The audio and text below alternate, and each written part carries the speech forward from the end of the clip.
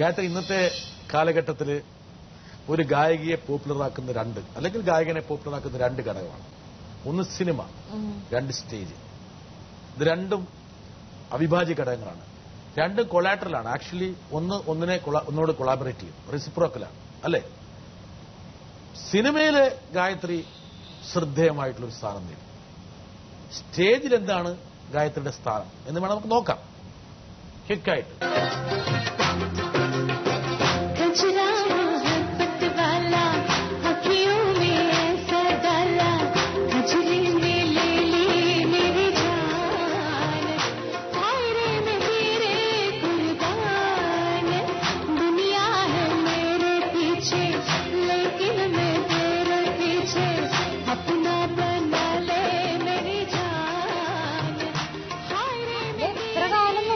ഞാനിപ്പോ കുറെ കൂടി സ്റ്റൈലിഷ് ആയിട്ടോ. ഗായത്രിയുടെ ഉള്ളിലുള്ള ഒരു പെണ്ണ് പുറത്തേക്ക് വന്നിപ്പോ. അതാണ് ഗായത്രി. ഞാനത് കാണിച്ചു പറഞ്ഞുകൊണ്ടല്ലോ, ഗായത്രിയുടെ അനാട്ടമി നടത്തുമ്പോൾ ഒരുപാട് ഗായികൾ ഉറഞ്ഞു തുള്ളുമ്പോൾ ഗായത്രി അതിലൊന്നും നിൽക്കുന്നില്ല. ഇല്ല, ഇപ്പൊ ഉറഞ്ഞു തുള്ളി തുടങ്ങി. ഭയങ്കരമായിട്ടല്ല, എന്നാൽ അവിടെ ഒരു ബ്രേക്ക് ഡാൻസ് കോമ്പറ്റീഷൻ മാതിരിയല്ല, പക്ഷെ ഇതുമാതിരി ഒന്നല്ല, ഇതിനെക്കാട്ടൊക്കെ ഒരുപാട് മാറി. അപ്പൊ സ്റ്റേജിൽ പെർഫോം ചെയ്യണം, ഒരുപാട് മാറി. പെർഫോം ചെയ്യണം, ചെയ്യുന്നുണ്ട്. ഗായത്രിയുടെ സ്വഭാവത്തിൽ മാറ്റം വന്നു. എന്റെ ഇൻഹിബിഷൻസ് കുറെ പോയി കിട്ടി ഇപ്പൊ സ്റ്റേജിൽ. പണ്ട് ഞാൻ പറഞ്ഞ മാതിരി ഡാൻസ് ചെയ്യുമായിരുന്നില്ല, അങ്ങനെയൊക്കെ ആയിരുന്നു. പക്ഷെ ഇപ്പം വളരെ ആക്റ്റീവായിട്ട് ഓഡിയൻസ് ആയിട്ട് ഇന്ററാക്ട് ചെയ്യുന്നുണ്ട്. മാറി, ഒരുപാട് മാറി.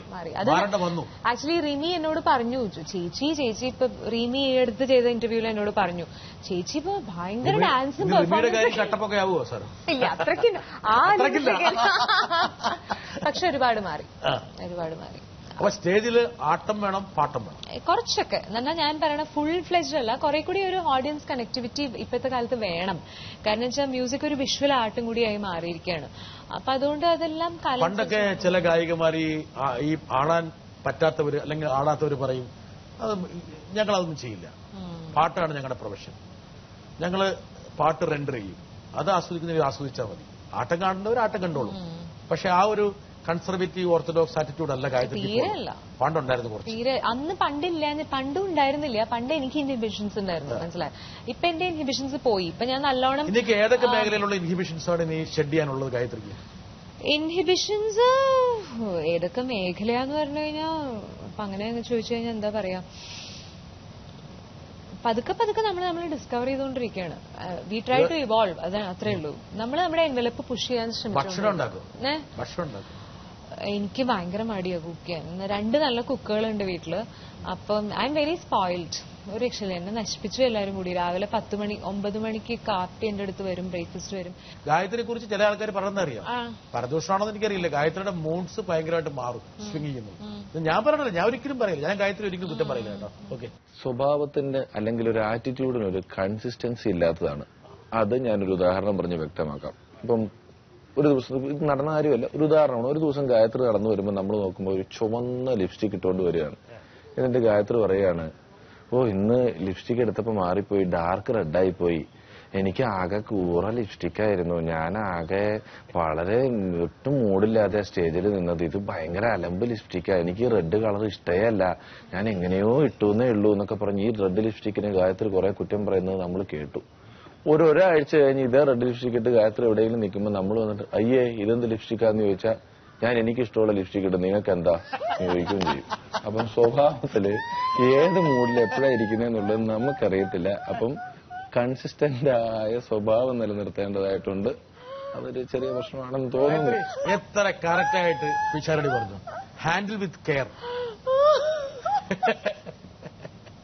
ഗായത്രി അങ്ങനെ മൂഡ്സ് ഭയങ്കരമായിട്ട് സ്വിംഗ് ചെയ്യുന്ന ആളാണ്.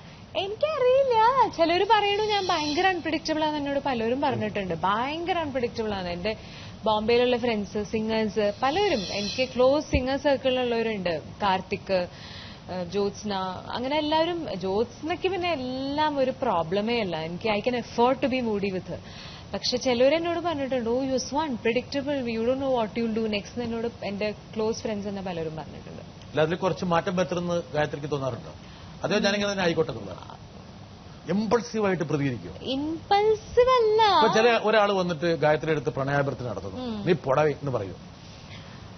അങ്ങനെ ഞാൻ അങ്ങനെ ആ കാര്യത്തിൽ മാത്രം ഞാൻ ഹേർട്ട് ചെയ്യില്ല ആരും എനിക്ക് അങ്ങനെ ആരെയും വേദനിപ്പിക്കാൻ പറ്റില്ല. അപ്പൊ എങ്ങനെയാ പറഞ്ഞ ഒഴിവാക്കുന്നത്? നമുക്ക് നോക്കാം, ആലോചിക്കാന്നൊക്കെ പറയും. ആലോചിക്കാന്നല്ല, എനിക്ക് ഇൻട്രസ്റ്റ് ഇല്ല എന്ന് പറയും. ഒറ്റ വാക്കിൽ ഞാൻ പറയും അയാളെ ചങ്ങ് പൊട്ടിപ്പോന്ന് കാണില്ല. ഇല്ല, നിവൃത്തിയിലല്ലോ പറഞ്ഞില്ലേ പറ്റൂ. അപ്പൊ കുറച്ചൊക്കെ അഭിനയിക്കാനുള്ളൊരു പാഠവും വേണമെങ്കിൽ ഗായത്രിക്ക് വേണമെങ്കിൽ സ്വായത്തമാക്കാവുന്നതാണ്. ഗായത്രി അഭിനയിച്ചിട്ടൊന്നുമില്ല. മദ്യവേനലില് ഒരു ചെറിയൊരു അത് പാട്ടല്ലേ. പക്ഷെ അതിനകത്തൊരു ഒരു അഭിനയത്തിന്റെ സ്പാർക്ക് ഉണ്ടെന്ന് പല ആൾക്കാരും പറഞ്ഞു. ഗായത്രിക്ക് ഇപ്പൊ കാണാനൊക്കെ ഡബ് ചെയ്തിട്ടുണ്ട്. അതിരിക്കാം. അത് പത്മപ്രിയക്കല്ലേ. അപ്പൊ ഗായത്രി കൈവെക്കാത്ത മേഖലയിലില്ല, എല്ലായിടത്തും. ഇപ്പൊ ഗായത്രി ഞാനിപ്പോ പറയുന്നത് ഇത് മുഖസ്തുതിയാണെന്ന് ധരിക്കരുത്. ഗായത്രിക്ക് കാണാൻ അല്പം അഴകൊക്കെ ഉണ്ട്.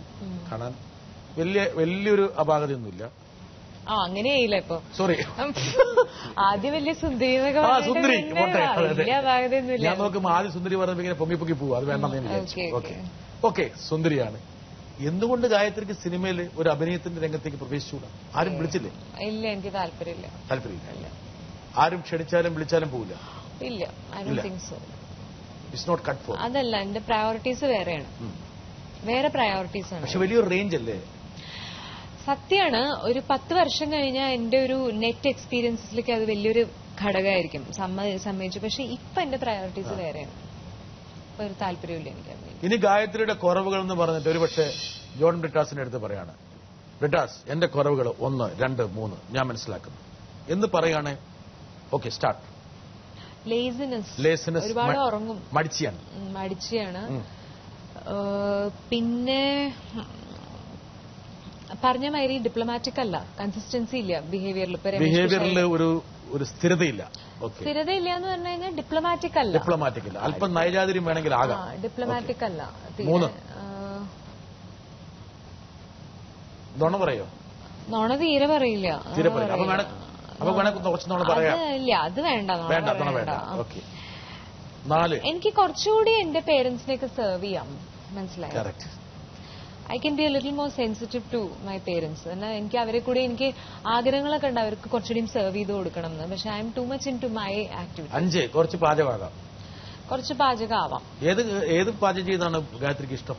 എനിക്ക് പനീർ, ആലു, ക്യാപ്സിക്കം, അങ്ങനത്തെ നോൺ വെജിറ്റേറിയൻ ആരെങ്കിലും തന്നിട്ടുണ്ടോ? കഴിച്ചിട്ടുണ്ടോ? ഞാൻ പണ്ട് കഴിച്ചു. ഞാൻ നിർത്തിയതാണ്. എന്തുകൊണ്ട് നിർത്തി? 15 വർഷമായി. ആത്മീയതയുടെ ഭാഗമായി നിർത്തിയാണോ? അല്ല, എനിക്ക് അത് പിന്നെ പറ്റാണ്ടേ. എനിക്ക് അങ്ങനെ ആരെയും വയലൻസ് കൊണ്ട് വേണ്ടാന്ന് തോന്നി. പിന്നെ അത് മാത്രമല്ല, ഞാൻ മെഡിറ്റേറ്റ് ചെയ്ത് യോഗയൊക്കെ ചെയ്തു തുടങ്ങിയപ്പോ എനിക്ക് അതിന്റെ മണം പറ്റാതെ തുടങ്ങി. എന്റെ ബോഡി ഭയങ്കര സെൻസിറ്റീവ് ആയി. ഇനി ഞങ്ങൾക്കൊക്കെ എന്താണ് ഗായത്രിയുടെ കൈ കൊണ്ട് ഒരു ഭക്ഷണം ഉണ്ടാക്കി തരുന്നത്? വരൂ, വീട്ടിൽ ഞാൻ ഉണ്ടാക്കി തരാം. പനീർ ഉണ്ടാക്കി തരാം, ആലു ക്യാപ്സിക്കം ഉണ്ടാക്കി തരാം, ദാൽ തടുക്ക ഉണ്ടാക്കി തരാം. ഇതൊക്കെ എനിക്ക് അറിയുന്ന വിഭവങ്ങൾ. ഇതൊക്കെ പ്രേക്ഷകരുടെ മുമ്പിൽ വെച്ച് ഗായത്രി നൽകിയിട്ടുള്ള ഒരു വാഗ്ദാനമാണ്. എനിക്ക് ഗായത്രിയുടെ വീട്ടില് ഇതൊക്കെ ഉണ്ടാക്കി തരും. സത്യം തന്നെയാണല്ലോ അല്ലേ? അതെ, സത്യം തന്നെ. ഗായത്രി ഒരു ഗായികയാണ്. ഗായിക എന്ന് പറയുമ്പോൾ സ്വാഭാവികമായിട്ടും മനസ്സിലേക്ക് വരുന്ന ഒരുപാട് കാര്യങ്ങളുണ്ടാകാം. അത് സ്വന്തം ഗാനമായിരിക്കണമെന്നില്ല. ഗായത്രിക്ക് ഏറ്റവും ഇഷ്ടപ്പെട്ടൊരു പാട്ട്, ഗായത്രി കേട്ടിട്ടുള്ള പാട്ടുകളിൽ ആര് പാടിയതാണെങ്കിലും വേണ്ടില്ല, അങ്ങനെ ഗായത്രി എപ്പോഴും മനസ്സിൽ മൂളാൻ ആഗ്രഹിക്കുന്നൊരു പാട്ട് ഏതാണ്?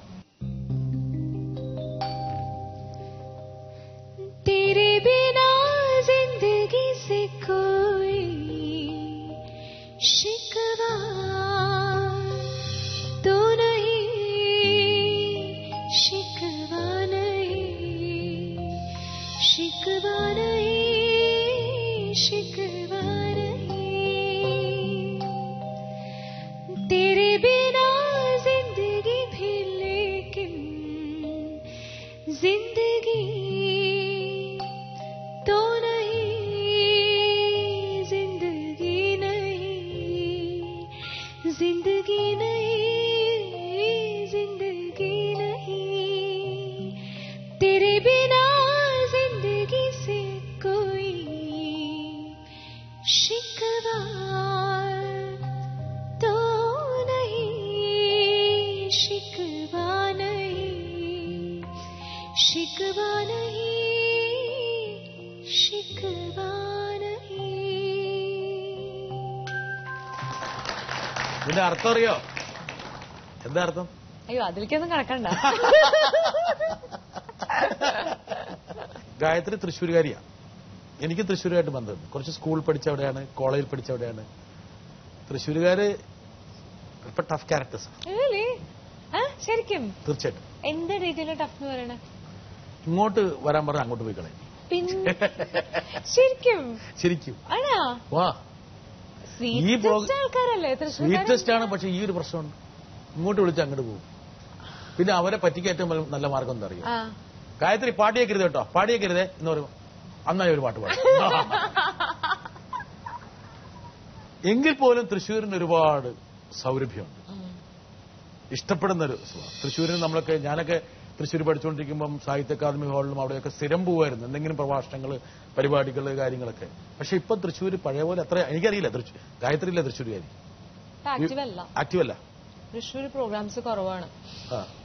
അപ്പൊ നമുക്ക് പറിച്ചിടേണ്ട സമയമായി അവിടെ നിന്ന്. പറിച്ച നാട്ടിലൊന്നുമില്ല. തൃശ്ശൂരിൽ always connected to the roots. പക്ഷേ ബാംഗ്ലൂർ എനിക്കൊരു ബേസ് ഉണ്ട്. എന്റെ ക്ലാസിക്കൽ ഗുരു ബാംഗ്ലൂരാണ്. അപ്പം എന്തെങ്കിലും കോൺട്രിബ്യൂട്ട് ചെയ്യണ്ടേ ഗായത്രി തൃശ്ശൂരിന് വേണ്ടിയിട്ട്? ഗായത്രിക്ക് എന്തെങ്കിലും ചെയ്യാലോ? Why don't you think about it? ഒരു സംഗീത സ്കൂള് കുറെ കഴിയട്ടെ. ഇപ്പൊ സംഗീത സ്കൂളിനുള്ള പ്രായമൊന്നും ആയിട്ടില്ല. I M an active performer. ഞാൻ ഒരു 50 വയസ്സ് കഴിഞ്ഞ് ജീവിച്ചിരിക്കണമെങ്കിൽ സംഗീത സ്കൂളൊക്കെ തുടങ്ങാം. 17-18 വയസ്സായാണോ ഇപ്പോഴൊന്നുള്ള? ഇനി ഒരു 15 വർഷം കൂടി ആക്റ്റീവായിട്ട് പെർഫോം ചെയ്യണം. മ്യൂസിക് സ്കൂളിനൊന്നും ടൈമില്ല. അതൊക്കെ ഭയങ്കര റെസ്പോൺസിബിലിറ്റിയാണ്. ഒരു ഗുരു ആവാന്ന് പറഞ്ഞാൽ ചില റെസ്പോൺസിബിലിറ്റി അല്ല. You are answerable to the career of so many people. അപ്പൊ എന്റെ അടുത്ത് എത്രയോ പേര് വിളിച്ചു ചോദിക്കുന്നുണ്ട്, ചേച്ചി മ്യൂസിക് പഠിപ്പിച്ചു തരൂ. എനിക്ക് തന്നെ പ്രാക്ടീസ് ചെയ്യാൻ ടൈമില്ല. എനിക്ക് ദിവസം. എങ്കിൽ പോലും ഗായത്രിക്ക് വേണമെങ്കിൽ ഒരു പതിറ്റാണ്ടോ 1.5 പതിറ്റാണ്ടോ കഴിയുമ്പോൾ ചിന്തിക്കാവുന്ന ഒരു സംഭവം. പിന്നെ ഡെഫിനറ്റ്ലി ടീച്ചിങ് ഉണ്ട്. ലോങ് ടേം ലിസ്റ്റിൽ ടീച്ചിങ് ഉണ്ട്. കാരണം എനിക്ക് ഒരുപാട് മാറ്റർ എന്തെങ്കിലും ഉണ്ട്. ഞാൻ കഷ്ടപ്പെട്ട് പഠിച്ചിട്ടുള്ള രാഗങ്ങളുടെ ഒരു വലിയ റിസർവോയർ തന്നെ ഉണ്ട്. ഞാനൊരു പെർഫോമിംഗ് ക്ലാസിക്കൽ ആർട്ടിസ്റ്റാണ്. അപ്പം എനിക്ക് എന്തായാലും ഒരുപാട് കോൺട്രിബ്യൂട്ട് ചെയ്യാൻ പറ്റും അതിൽ, ആ രീതിയിൽ. ഇപ്പോഴല്ല, കുറച്ച് കഴിഞ്ഞിട്ട്. എന്തായാലും തൃശ്ശൂർ എന്നുള്ള നഗരത്തോട്, തൃശ്ശൂർ എന്നുള്ള സ്ഥലത്തോട് ഒരു സമർപ്പണം നടന്നതിന്റെ ഭാഗമായിട്ട് പ്രാഞ്ചിയേട്ടനിൽ ഒരു പാട്ട് പാടിയിട്ടുണ്ട് ഗായത്രി. അത് പാടിയിട്ട് നമുക്ക് ഇത് അവസാനിപ്പിക്കാം.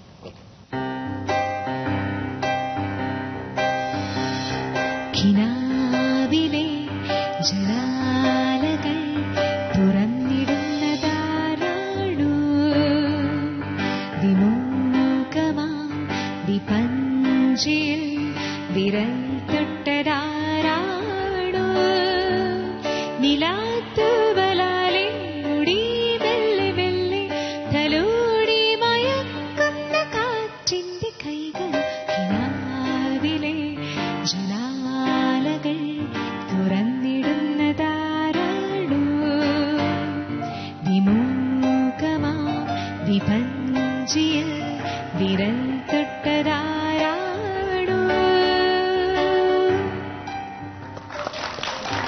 ഗായത്രി, ഒരുപാട് സന്തോഷം. വളരെയധികം സന്തോഷം തോന്നുന്ന കാരണം വെച്ചാൽ ഗായത്രി ഒരുപാട് സത്യങ്ങൾ പറയാൻ വേണ്ടി ശ്രമിച്ചു. 100% പറഞ്ഞു ഞാൻ വിശ്വസിക്കുന്നില്ല. ഒരുപാട് കാര്യങ്ങൾ മാറ്റിവെച്ചു. പക്ഷെ സ്വാഭാവികമായിട്ടൊരു അഭിമുഖത്തിൽ സാധിക്കുന്ന കാര്യങ്ങൾ ഇത്രയൊക്കെ തോന്നും. പക്ഷെ ഗായത്രിക്ക് ഒരുപാട് കാലം മുമ്പോട്ട് പോകാനുണ്ട്. ഞാൻ ആത്മാർത്ഥമായിട്ട്, ഞാനിപ്പം ചാനലിന്റെ ഒരാളെന്ന നിലയിലല്ല, വ്യക്തിപരമായിട്ട് ഗായത്രിക്ക് ഈ സംഗീത ലോകത്തിന് ഒരുപാട് നാഴികക്കല്ലുകൾ കീഴ്പ്പെടുത്താനുണ്ടെന്ന് ആത്മാർത്ഥമായി വിശ്വസിക്കുന്നു.